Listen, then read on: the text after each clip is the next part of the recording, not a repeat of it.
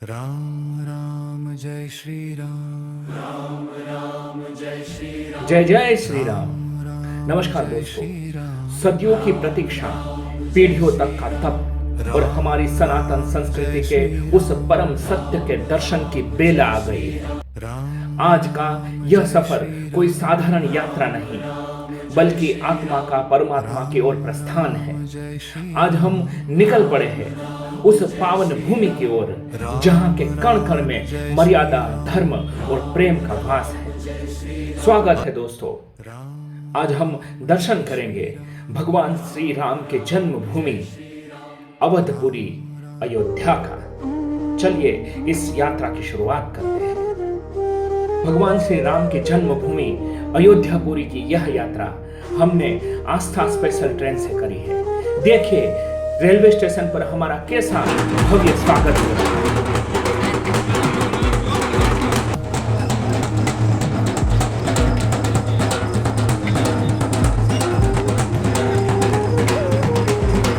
कहते हैं किसी भी यात्रा की शुरुआत अगर साधु संतों के आशीर्वाद से हो तो यह यात्रा सिर्फ एक सफर नहीं बल्कि एक पवित्र अनुष्ठान बन जाता है।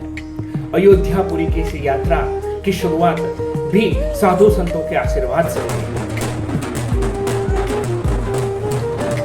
अब हम रेलवे प्लेटफॉर्म पर पहुंच गए हैं और राह देख रहे हैं हमारी ट्रेन का। देखिए कैसा अद्भुत और आध्यात्मिक माहौल है। बच्चे, बूढ़े और युवा सभी के मन थनगनाहट कर रहे हैं।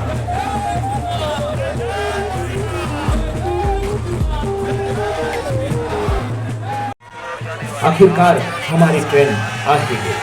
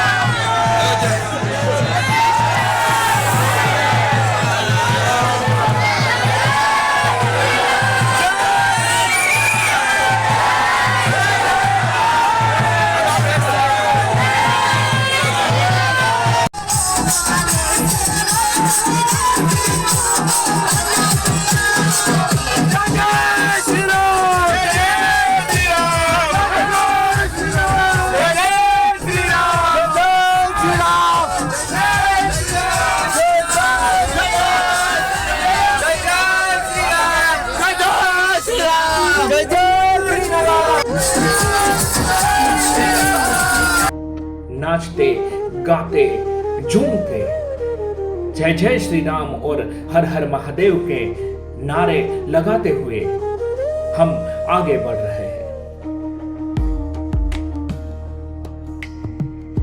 हमारी ट्रेन आगे बढ़ चुकी है।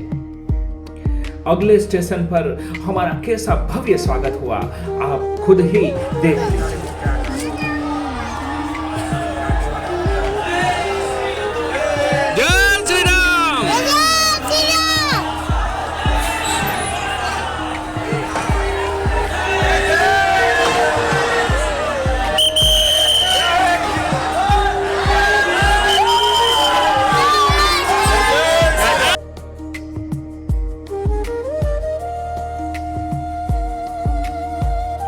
इसी तरह पूरी रात जश्न मनाते मनाते सुबह हो गई।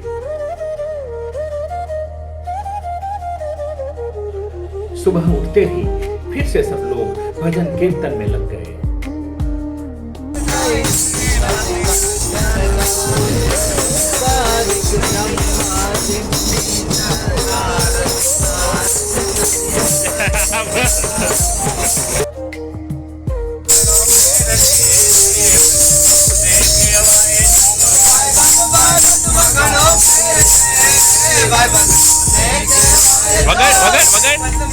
लैला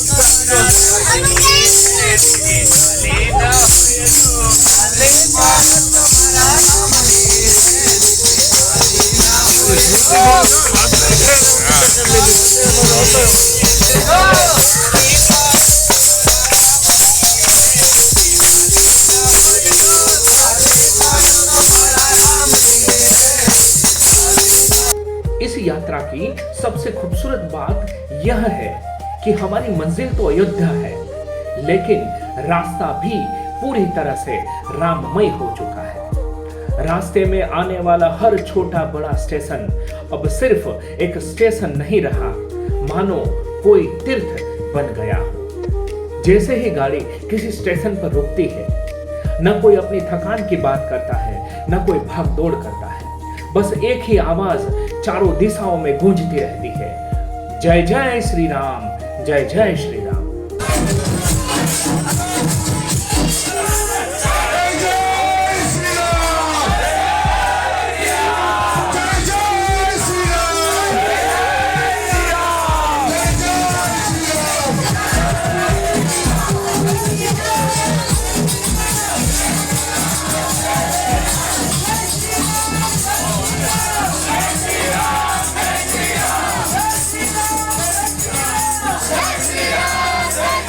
और हमारा सफर फिर से चल पड़ा, उसी जोश, उसी उमंग और उसी राम नाम की गूंज के साथ। दिव्यम भी अपनी दीदी मिट्ठू के साथ इस दिव्य यात्रा का आनंद ले रहा है। अब हम पहुंच गए हैं आगरा। सफर के इस पड़ाव पर खिड़की के बाहर जो नजारा उभर कर आया है, वह किसी खूबसूरत पेंटिंग से कम नहीं है। नीचे बहती यमुना मैया की पावन धारा और उसी के किनारे खड़ा इतिहास का एक पन्ना। एक तरफ प्रकृति का प्रवाह और दूसरी तरफ कला की अमरता। भारतवर्ष की यही तो सबसे बड़ी खूबी है दोस्तों। यमुना मैया की इन लहरों को प्रणाम करते हुए यह नजारा तो अब पीछे छूट जाएगा, लेकिन हमारी मंजिल अब और भी करीब आ गई है। बाहर की यह सुंदरता आंखों में कैद हो गई है और अंदर अवधपुरी पहुंचने की धड़कनें तेज हो रही है। सफर जारी है दोस्तों। फिर से एक पड़ाव, फिर से धूमधाम, फिर से जय जय श्री राम का नाम।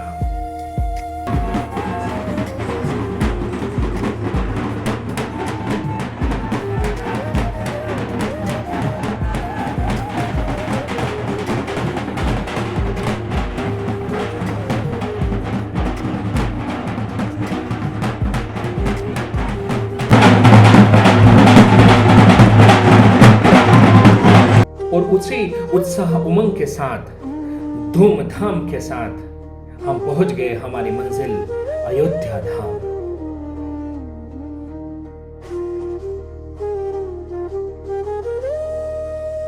सुप्रभातम दोस्तों। आज की सुबह कोई आम सुबह नहीं है। यह मेरी जिंदगी की सबसे सौभाग्यशाली सुबह है। आज आंखें अवधपुरी की पावन माटी पर खुली हैं और हवाओं में तैरती राम नाम की धुन रोम रोम को जगा रही है। आज वो दिन आ ही गया जिसका सपना न जाने कितनी रातों को देखा था। दिल की धड़कनें आज बहुत तेज हो गई है, क्योंकि हमारे कदम बढ़ रहे हैं हमारे आराध्य, हमारे प्रभु राम लल्ला के दरबार की ओर। सदियों की तपस्या, पीढ़ियों का बलिदान और करोड़ों सनातनी हिंदुओं का वो सपना जो आज भव्य राम मंदिर के रूप में हमारे सामने खड़ा है। आज हम उसी जन्मभूमि की ओर जा रहे हैं। जैसे जैसे जन्मभूमि पास आ रही है, ऐसा लग रहा है जैसे वक्त ठहर गया हो। इन गलियों की धूल भी आज मुझे चंदन से कम नहीं लग रही है। कोई वीआईपी नहीं, कोई बड़ा या छोटा नहीं, आज इस पथ पर चलने वाला हर व्यक्ति सिर्फ और सिर्फ एक राम भक्त है।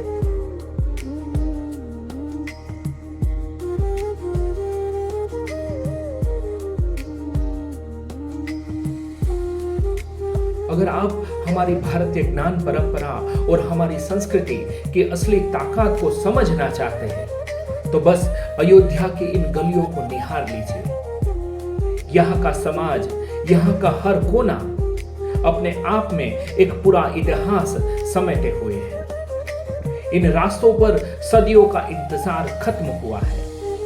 दीवारों पर उकेरी गई रामचरितमानस की चौपाइयां और हवाओं में खुली चंदन और गुलाब की महक, ऐसा लगता है कि जैसे स्वयं समय भी यहां आकर राम धुन में मगन हो गया है।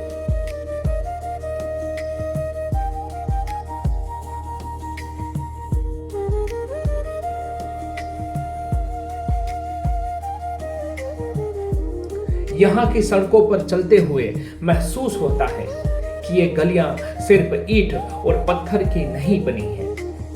ये बनी है करोड़ों सनातनी हिंदुओं की आस्थाओं से, उन अनगिनत बलिदानों से और उस अटूट विश्वास से जो पीढ़ियों तक जिंदा रहा। रिक्शे के हर एक झटके के साथ जन्मभूमि की दूरी कम हो रही है और दिल की धड़कनें तेज होती जा रही है।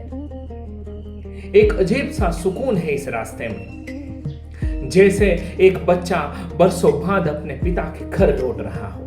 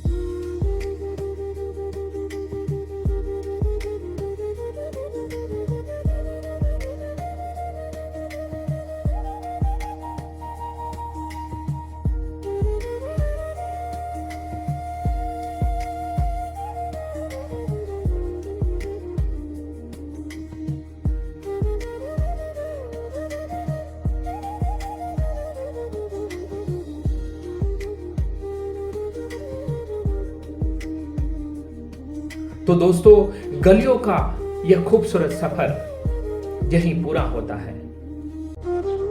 सामने है महाद्वार, जहां से आगे का रास्ता हमें पैदल ही तय करना है। मन में असीम शांति और आंखों में उस भव्य मंदिर को देखने की प्यास। चलिए बिना एक पल गवाए आगे बढ़ते हैं और करते हैं राम लल्ला के दर्शन। एक बार मेरे साथ पूरी ऊर्जा से उद्घोष कीजिए, बोल सियावर रामचंद्र की जय।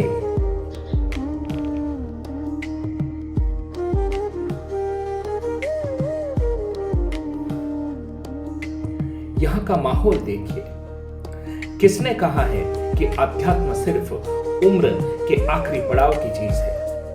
आज अयोध्या की इन सड़कों पर देखिए, देश का युवा पूरे जोश में है, हाथों में स्मार्टफोन और दिल में राम का नाम की ज्योत लिए। आज की नई पीढ़ी अपनी जड़ों से जुड़ रही है।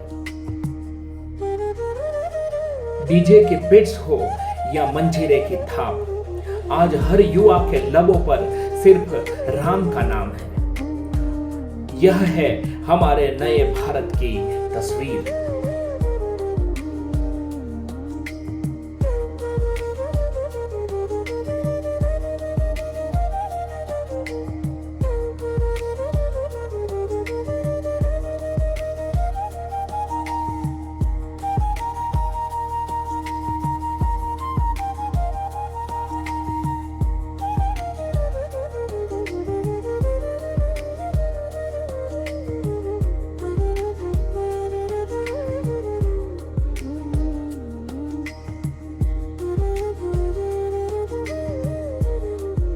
जय श्री राम। आज की इस भागदौड़ भरी जिंदगी और आधुनिकता की दौड़ में कई बार हमें पूछा जाता है कि माथे पर तिलक क्यों लगाया जाता है? क्या यह सिर्फ एक कर्मकांड है? जी नहीं। तो चलिए हम तिलक लगाने का महत्व समझते हैं। आध्यात्मिक दृष्टि से बात करते हैं। हमारे शास्त्रों के अनुसार हमारे माथे के ठीक बीचों बीच जहां हम तिलक लगाते हैं वहां आज्ञा चक्र होता है। इसे हम अपनी तीसरी आंख या चेतना का केंद्र भी कहते हैं। जब हम यहाँ चंदन लगाते हैं तो यह सीधे हमारे अवचेतन मन को जागृत करता है। यह इस बात का प्रतीक है कि हमारी दृष्टि सिर्फ बाहर की भौतिक दुनिया तक सीमित न रहे, बल्कि हम अपने भीतर के ईश्वर को भी देख सके। यह ध्यान लगाने और ईश्वर से जुड़ने का एक सीधा एंटीना है। अब बात करते हैं शारीरिक महत्व की। यह कोई अंधविश्वास नहीं, बल्कि एक शुद्ध विज्ञान है। आयुर्वेद के अनुसार चंदन की तासीर बेहद ठंडी होती है। हमारे माथे का यह हिस्सा जहां तंत्रिका तंत्र का सबसे अहम बिंदु है, जहां हम यह चंदन का लेप करते हैं, तो यह सीधे हमारे दिमाग की नसों को ठंडक पहुंचाता है। जो लोग बहुत ज्यादा तनाव, सिर दर्द या गुस्से के शिकार रहते हैं, उनके लिए चंदन का तिलक एक अचूक औषधि है। यह हमारी एकाग्रता को कई गुना बढ़ाता है। और तीसरा पहलू सामाजिक महत्व का है। सामाजिक दृष्टिकोण से अगर हम इसका विश्लेषण करें तो तिलक एक महान समानता का प्रतीक है। जब आप एक भीड़ में खड़े होते हैं और हर व्यक्ति के माथे पर एक ही रंग और एक ही माटी का तिलक होता है, तो यहाँ कोई ऊंच नीच, कोई अमीर गरीब नहीं रह जाता। यह समाज के हर वर्ग को एक धागे में पिरोता है। एक तिलकधारी व्यक्ति बिना कुछ बोले ही समाज को यह संदेश देता है कि वह शांति, मर्यादा, सनातन मूल्य और सामाजिक समरसता का वाहक है। इसलिए मेरे युवा साथियों, अपनी संस्कृति को पिछड़ा हुआ मत समझिए। हमारे ऋषि मुनियों ने जो परंपराएं बनाई हैं, वो इंसानी शरीर, समाज और प्रकृति का सबसे गहरा विज्ञान है।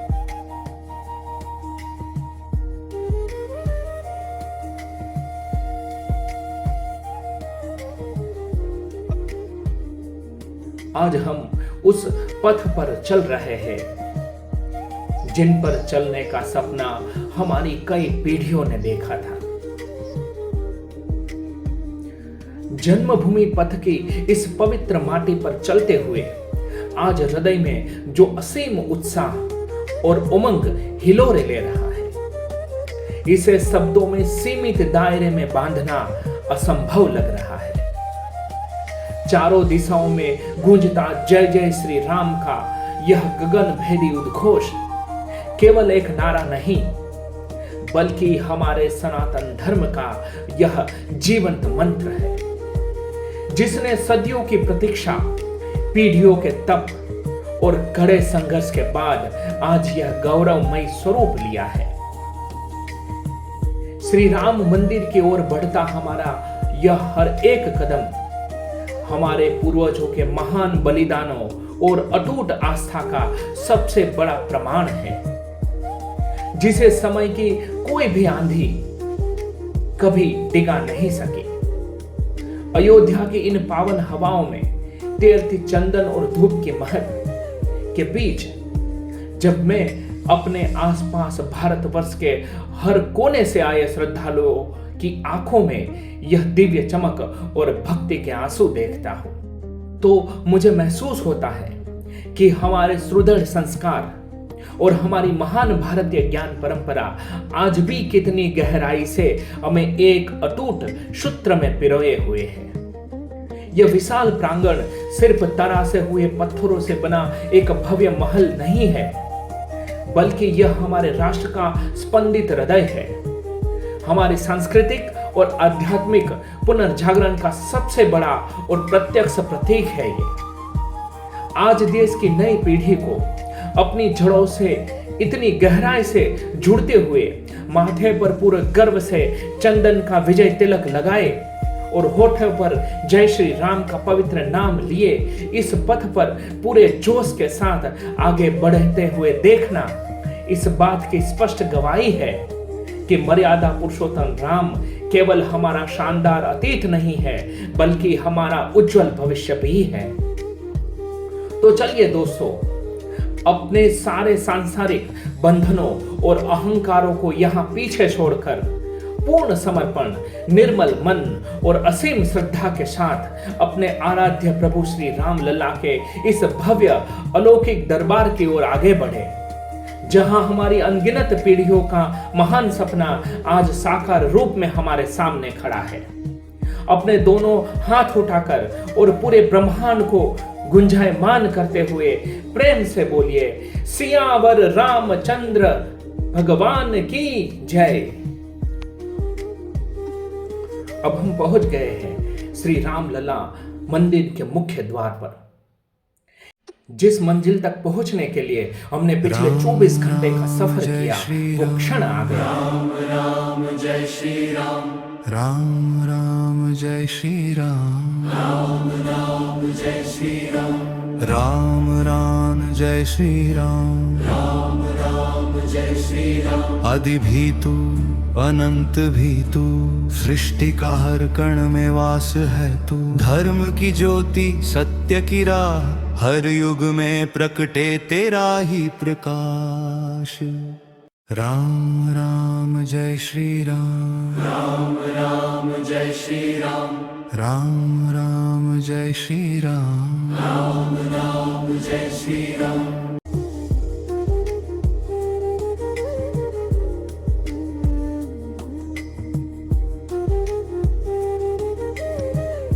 भगवान श्री राम के दिव्य दर्शन के बाद हम पहुंच गए भगवान श्री राम के अनन्य भक्त महाबली परम वीर हनुमान जी के मंदिर के पास। धार्मिक मान्यता के अनुसार लंका विजय के बाद प्रभु श्री राम ने हनुमान जी को अयोध्या की रक्षा का भार सौंपा था।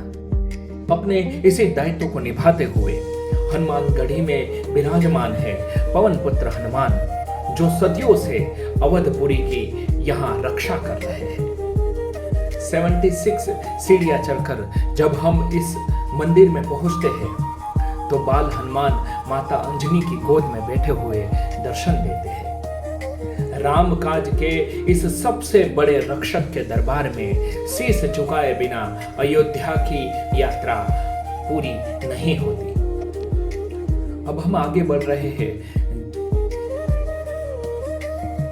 रास्ते में ही हमने कुछ अनोखा देखा। यह है मक्खन मिश्री, ताजा ताजा मक्खन और उसके साथ मिश्री खाने का बहुत ही मजा आया।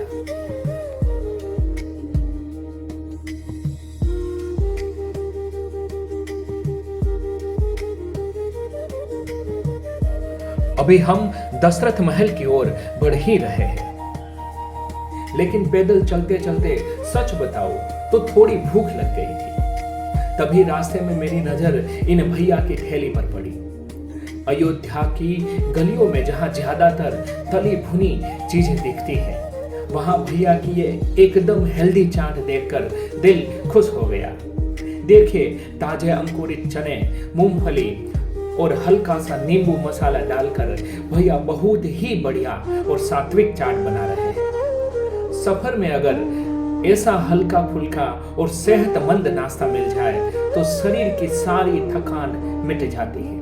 भैया के हाथ की ये स्वादिष्ट चाट खाकर एकदम ताजगी आ गई है। तो चलिए, पेट पूजा भी हो गई, अब सीधे चलते हैं दशरथ महल। हम पहुंच गए हैं अयोध्या के भव्य दशरथ महल में। यह वही पावन आंगन है जहां राजा दशरथ की गोद में खेलकर प्रभु श्री राम और उनके तीनों भाइयों का बचपन बीता था। इस प्राचीन महल में आकर आज भी राम जी की बाल लीलाओं और उस अलौकिक पिता पुत्र के प्रेम की अद्भुत ऊर्जा सीधे दिल तक पहुंचती है। अयोध्या के दर्शन में अब हम आ गए हैं बेहद खूबसूरत और ऐतिहासिक कनक भवन में। मान्यता के अनुसार विवाह के बाद जब माता सीता पहली बार अयोध्या आई थी तो माता कैकेयी ने इन्हें मुंह दिखाई में यही सोने का महल उपहार में दिया था। ऐतिहासिक रूप से आज दिखने वाले इस भव्य मंदिर का निर्माण 19वीं सदी में ओरछा की महारानी ने करवाया था। इसकी वास्तुकला अंदर से बिल्कुल ही एक शानदार राजमहल जैसी है। यहाँ गर्भगृह में स्वर्ण मुकुट पहने श्री राम और माता सीता की मनमोहक जोड़ी के दर्शन कर मन को जो अलौकिक शांति मिलती है, जो अलौकिक आनंद मिलता है, उसे शब्दों में पिरोना मुश्किल है। इस प्रांगण में आकर आज भी त्रेता युग के उस वात्सल्य और प्रेम की अद्भुत ऊर्जा महसूस होती है।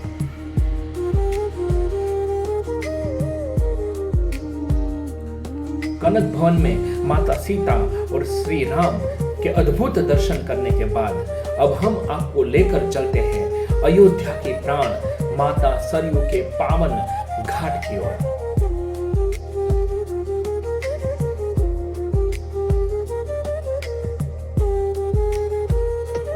हम माता सरयू के घाट की तरफ बढ़ ही रहे थे कि अयोध्या के इस मुख्य लता मंगेशकर चौक में मेरे कदम रुक गए। मेरे ठीक पीछे देखिए, यह है नया घाट का सुप्रसिद्ध लता मंगेशकर चौक और उसके बिल्कुल बीचों बीच स्थापित है यह विशालकाय और अविश्वसनीय वीणा। करीब 40 फीट लंबी और कई टन भारी इस भव्य वीणा को देखकर आंखें खुली की खुली रह जाती है। हमारी भारतीय ज्ञान परंपरा और प्राचीन कला का यह सबसे बेहतरीन और जीवंत उदाहरण भला सड़कों पर कहां देखने को मिलता है। यह सिर्फ स्मारक नहीं बल्कि हमारी सनातन संस्कृति का वह सुरीला स्वर है जो धर्म और संगीत को एक साथ जोड़ता है। एक पूरा समाज अपनी कला और आस्था से कैसे जुड़कर एक हो जाता है, यह चौक उसका सबसे सुंदर और आधुनिक प्रतीक है।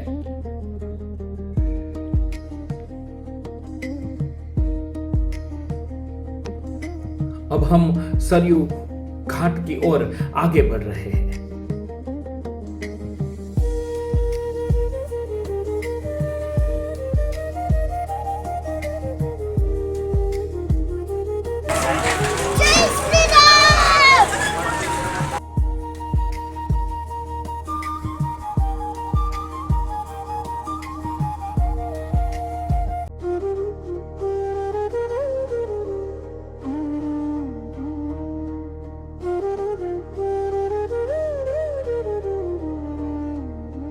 आखिरकार हम पहुंच गए अयोध्या के हृदय स्थल पर, हमारी परम पावन सरयू मैया के तट पर। अयोध्या अगर भगवान श्री राम का शरीर है तो सरयू नदी उसकी आत्मा है। त्रेता युग से लेकर आज तक यह नदी भगवान श्री राम के जन्म, उनके वनवास, उनके राज्याभिषेक और आखिरकार उनकी जल समाधि हर पल की इकलौती मुख साक्षी रही है। आज इस तट पर खड़े होकर जो हवा चेहरे को छू रही है उसमें एक अजीब सी कशिश है, एक ऐसा सुकून है जो सदियों की थकान मिटा सकता है। हमारी भारतीय ज्ञान परंपरा में नदियों को हमेशा मां का दर्जा मिला है क्योंकि वे सिर्फ जल नहीं जीवन देती है। हम अक्सर सरयू मैया के तट की सुंदरता और यहाँ की भव्य आरती को निहारते हैं, लेकिन क्या आपने कभी इस जलधारा के गूढ़ आध्यात्मिक रहस्य को समझने की कोशिश की है? सनातन दर्शन में सरयू केवल एक नदी नहीं, एक साक्षात मोक्षदायिनी और श्री राम की चेतना का बहता हुआ स्वरूप है। भारतवर्ष में कई पावन नदियां हैं और हमारी मान्यता है कि नदियां हमारे पाप धोती हैं, लेकिन सरयू का आध्यात्मिक स्थान सबसे अलग है और सबसे ऊंचा क्यों है? क्योंकि यह ब्रह्मांड की ऐसी इकलौती नदी है जो भगवान श्री राम की पूरी जीवन यात्रा की मुख्य साक्षी रही है। इसने रामलला की पहली किलकारी भी सुनी है और वनवास जाते समय उनके नंगे पैरों को स्पर्श का महसूस किया है। लेकिन इसका सबसे बड़ा और गूढ़ रहस्य उसके अंत में छिपा है। जब त्रेता युग में प्रभु श्री राम ने अपनी मानवीय लीला समाप्त कर वापस अपने धाम वैकुंठ लौटने का निर्णय लिया, तो उन्होंने अग्नि या वायु का नहीं बल्कि इसी सरयू के जल का चुनाव किया था। गुप्तार घाट पर उन्होंने इसी सरयू में जल समाधि ली थी। इसीलिए जब आप सरयू में डुबकी लगाते हैं तो आप सिर्फ पानी में नहीं नहा रहे होते, आप उस परम तत्व में गोता लगा रहे होते हैं जहां स्वयं भगवान ने स्वयं को विलीन किया था। यह नदी हमें सिखाती है कि जीवन चाहे अयोध्या के राजमहल जितना भव्य हो या वनवास जितना कठिन, अंततः हमारे इस भौतिक शरीर और हमारे अहंकार को ईश्वर की इसी विशाल और शांत धारा में मौन होकर मिल जाना पड़ता है। सरयू का यह बहता हुआ जल दरअसल समय और सत्य की वह निरंतर धारा है जो हमें हमारे असली स्वरूप से मिलाती है। सरयू नदी में स्नान करने का अद्भुत महत्व है, जिसके लिए लोग मीलों का सफर तय करके यहाँ आते हैं। शारीरिक रूप से देखें तो बहते हुए ठंडे जल में डुबकी लगाने से हमारे शरीर का नर्वस सिस्टम जागृत हो जाता है, शरीर की सारी सुस्ती दूर हो जाती है। लेकिन उनका असली महत्व आध्यात्मिक है। सरयू में डुबकी लगाना केवल शरीर का मेल धोना नहीं है, बल्कि यह अपने भीतर के अहंकार, क्रोध और नकारात्मकता को इस बहती धारा में विसर्जित कर देना है। और यही सरयू में स्नान करने का महत्व है।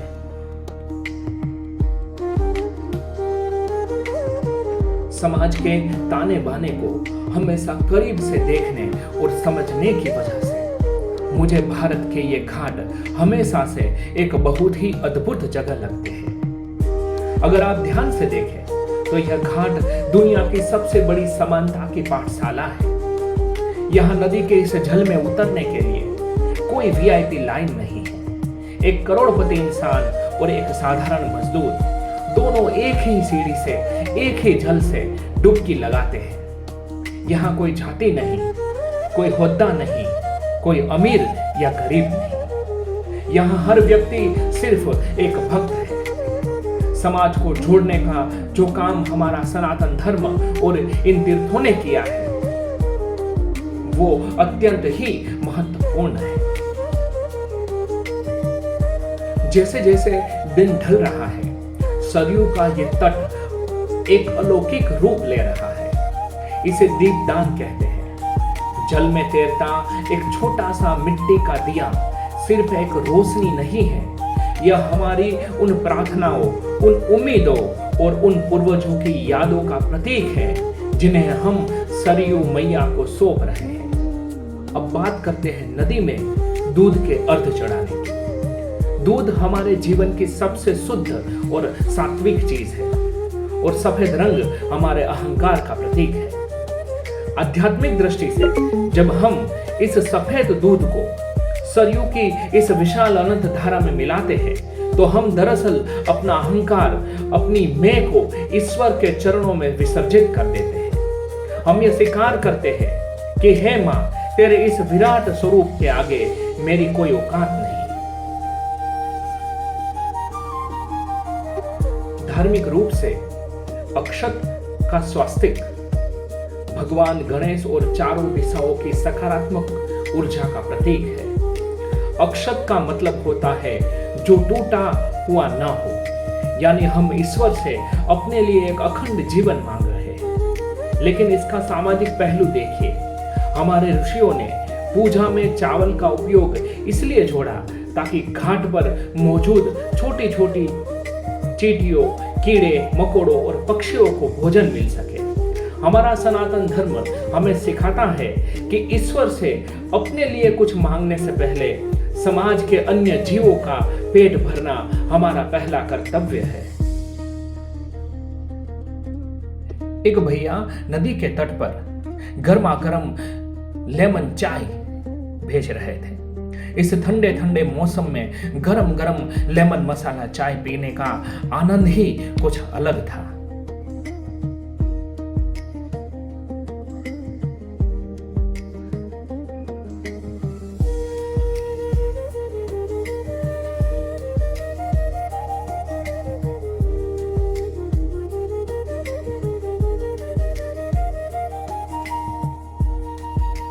जब हम सरयू मैया के तट पर इस छोटे से मिट्टी के दिए से आरती उतारते हैं तो क्या आपने कभी सोचा है कि सोने चांदी या पित्तल के बर्तनों को छोड़कर हमारे धर्म में माटी के दिए को ही सबसे पवित्र क्यों माना?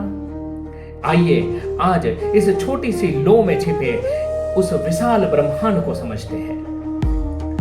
आध्यात्मिक दृष्टि से यह मिट्टी का दिया दरअसल हमारे पंच तत्व से बने शरीर का प्रतीक है। इसमें डाला गया तेल या घी हमारी भक्ति और कर्म है। जो रुई की बाती है वह हमारी आत्मा यानी हमारी चेतना का प्रतीक है। और यह जो लो जल रही है वह साक्षात परमात्मा का प्रकाश है। जब हम इस दिए से सरयू मैया की आरती करते हैं तो हम दरअसल ईश्वर से कहते हैं, हे प्रभु, मेरा ये माटी का शरीर, मेरा अहंकार इसी दिए की तरह है। मेरी अज्ञानता के अंधकार को जलाकर भस्म कर दो और मुझे अपने उस परम प्रकाश से मिला दो। यह दिया हमें सिखाता है कि जलकर दूसरों को रोशनी देना ही जीवन का असली उद्देश्य है।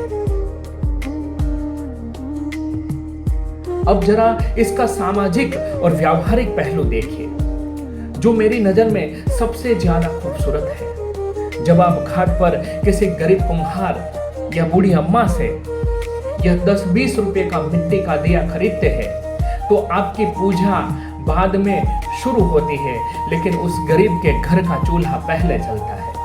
हमारा सनातन धर्म हमें सिखाता है कि भगवान तक पहुंचने का रास्ता समाज के सबसे निचले और मेहनतकश वर्ग के हाथों से होकर गुजरता है।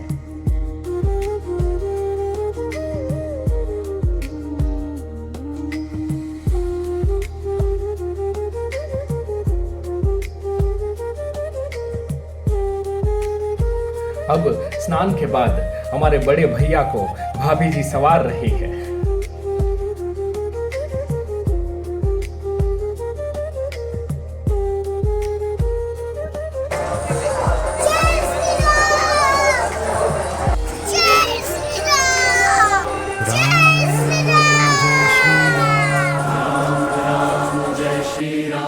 राम राम जय श्री राम, राम राम जय श्री राम, राम राम जय श्री राम, राम राम जय श्री राम। आदि भी तू अनंत भी तू, सृष्टि का हर कण में वास है तू। धर्म की ज्योति सत्य की राह, हर युग में प्रकटे तेरा ही प्रकाश। अयोध्या में जन्म लिया जब, धरती धन्य हुई उस पल से तब। दशरथ नंदन कौशल्या के लाल, तेरे गुण गाए तीनों लोक विशाल। राम राम जय श्री राम, तेरा नाम ही परम धाम। शरण में तेरी जो भी आया, मिट गया उसका हर अंधकार। वशिष्ठ से ज्ञान पाया, विश्वामित्र संग राक्षस हराया। जनकपुरी में धनुष उठाया, सीता संग जीवन सजाया। पर आई जब वनवास की घड़ी, राजपाट छोड़ा निभाई लड़ी। वन वन भटके धर्म के लिए, हर पीड़ा सही जग के लिए। जब रावण छल से सीता हर ले गया, जय श्री राम। राम कह गए भी व्यतीत हो गया। पर आशा का दीप न बुझ पाया, भक्ति का सागर तब उमड़ा आया। वही रकटे वीर बजरंग बली, भक्ति में डूबी उनकी हर कली। राम नाम जिनका प्राण बना, हर बाधा में जो अड़िग खड़ा। सागर लांघा पर्वत उठाया, लंका में जाकर ध्वज फहरा। सीता को आश्वासन दे आए, राम का संदेश हृदय में समाए। जय हनुमान जय श्री राम, भक्ति और शक्ति का संगम महान। एक है स्वामी एक है दास, दोनों में बसता एक ही प्रकाश। सेतु बना लंका पर चढ़ाई, अधर्म पर धर्म की विजय पाई। रावण का अभिमान मिटाया, राम राज्य का दीप जलाया। हर युग में संदेश यही, सत्य की राह ही सबसे सही। करुणा मर्यादा त्याग का मान, यही है राम का सच्चा ध्यान। राम केवल नाम नहीं एक अनुभव है, हर श्वास में बसा दिव्य स्वरूप है।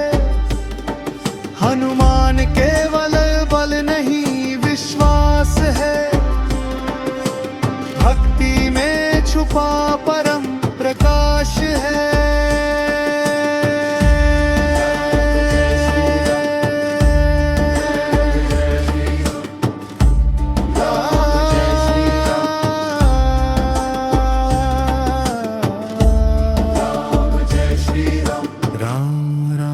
जय श्री राम, राम राम जय श्री राम, राम राम जय श्री राम, राम राम जय श्री राम, राम राम जय श्री राम, राम राम जय श्री राम।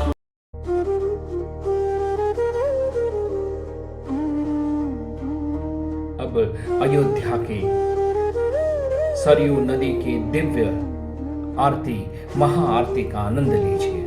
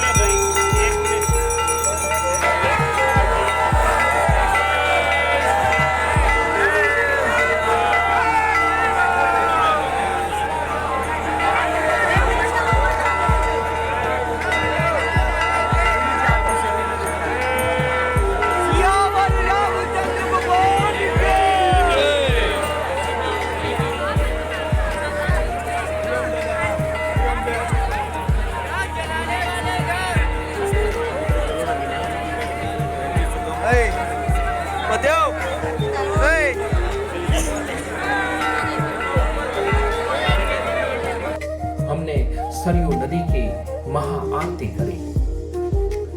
आध्यात्मिक और सर्वसमावेशक दृष्टिकोण से देखें तो यह महाआरती अग्नि और जल यानी ज्ञान के परम प्रकाश और जीवन की निरंतर चेतना का एक अद्वितीय महामिलन है।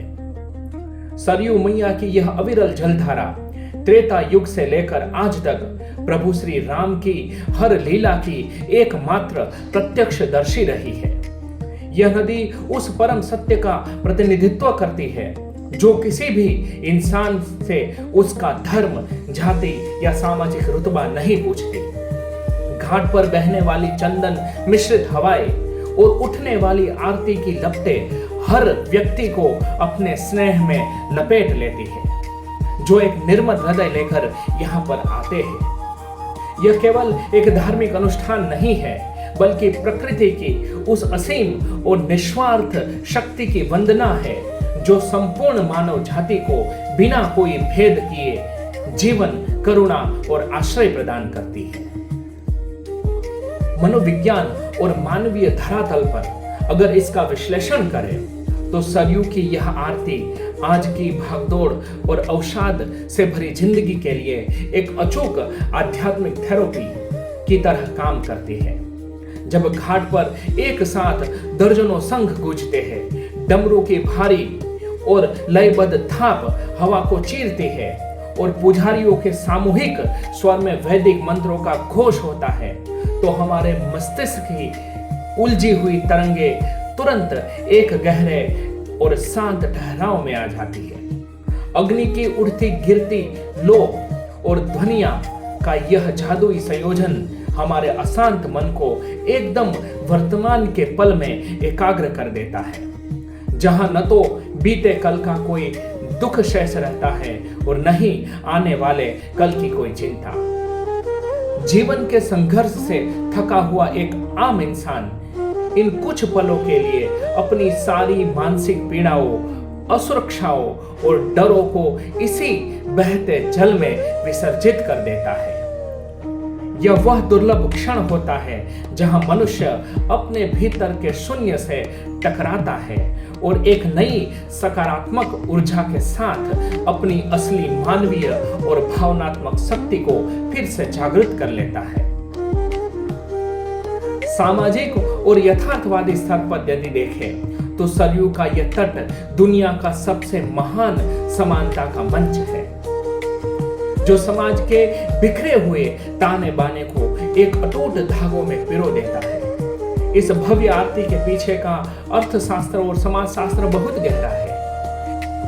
इसमें एक गरीब कुम्हार के घर की रोटी भी शामिल है, जिसने अपने पसीने से ये मिट्टी के दिए गढ़े हैं, और उस किसान की आस जुड़ी है जिसके खेतों के फूलों से यह पूरा घाट सजा है। जब एक संपन्न उद्योगपति और एक दिहाड़ी मजदूर कंधे से कंधा मिलाकर अपने पद और पैसों का सारा अहंकार छोड़कर इस सीढ़ियों पर हाथ जोड़ खड़े होता है, तो वे केवल ईश्वर के अंश मात्र रह जाते हैं। यह माटी का दिया और नदी का जल हमें हमारी वास्तविकता याद दिलाता है कि हम सब प्रकृति के इसी पंच तत्व से बने हैं और अनंत इसी में विलीन हो जाना है। सरयू की यह महाआरती दरअसल भगवान की पूजा के साथ साथ असीम प्रेम, वंचित वर्ग के सम्मान, प्राकृतिक संसाधनों के प्रति कृतज्ञता और मानवीय विनम्रता का सबसे बड़ा उत्सव है। दोस्तों, भगवान श्री राम का जीवन हमारे लिए असीमित प्रेरणा का स्रोत है। उसका जीवन सिर्फ महलों का सुख नहीं था, बल्कि वह त्याग, धैर्य और मर्यादा की एक अविरत जलधारा था। दशरथ महल और कनक भवन के राजसी वैभव से लेकर 14 वर्ष के कठिन वनवास तक राम जी ने हर परिस्थिति में बिल्कुल इसी सरयू नदी जैसी शांति और गहराई बनाए रखी। उनका जीवन हमें यही सिखाता है कि चाहे परिस्थिति कितनी भी विपरीत क्यों न हो, हमें अपने सत्य और धर्म के मार्ग से कभी नहीं भटकना चाहिए। दोस्तों, हमारी इस यात्रा का ये अंतिम पड़ाव है। कल सुबह ही बाय ट्रेन हम घर वापस लौट जाएंगे। आपको हमारा ये वीडियो पसंद आया हो तो हमारी चैनल को लाइक करें, शेयर करें और सब्सक्राइब करें। जय जय श्री राम। जय श्री राम। घर लौटते ही लोगों ने हमारा स्वागत सत्कार किया।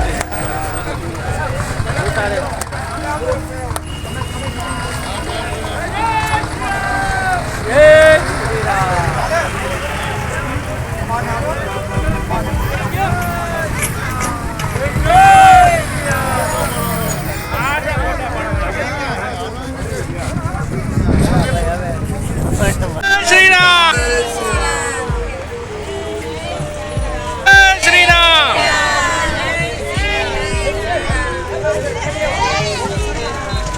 जय श्री राम। जय जय श्री राम। जय जय श्री राम।